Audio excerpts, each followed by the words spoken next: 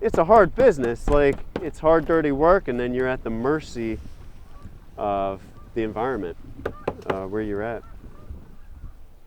But I also just, yeah, I like seeing the oysters, the critters. I like being out on the water. You know, it's peaceful just to come out here, sort some oysters, play a few tunes, just listen to the birds.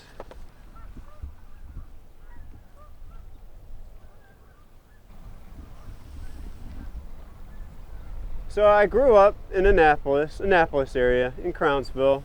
And so I grew up on the Chesapeake, Severn River, swimming and crabbing and fishing on the river. And yeah, I knew about oystering and crabbing, but I never knew about oyster farming. And just started reading up on it, trying to figure out if I could do it and how to do it. The way I do it is you'll buy seed from the hatchery, which is, you know, usually 1 to 5 millimeters, so pretty small. And then you'll grow them on small screens, either in, small mesh bags or in like the upwellers like I got, tank upweller, floating upweller.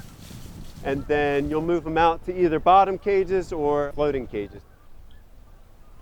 A lot of the wild populations out there, I feel, have been kind of decimated just due to overharvest, pollution, a combination of factors.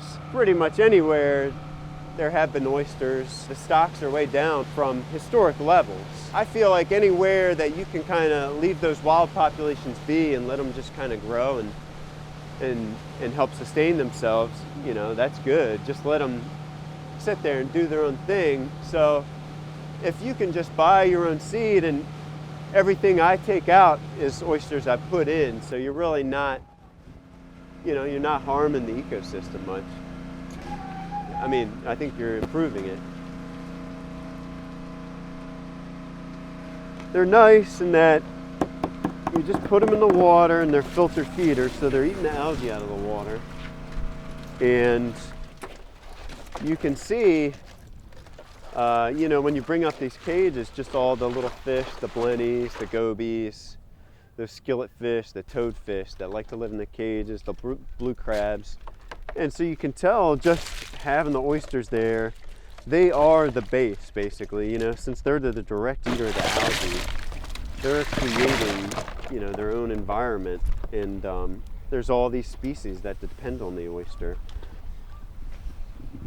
When you're a kid, you don't really realize how special maybe something is, and I really think the Chesapeake is special, and I wanted to do something to help it, and I saw oyster farming, I see it as a way to help the bay.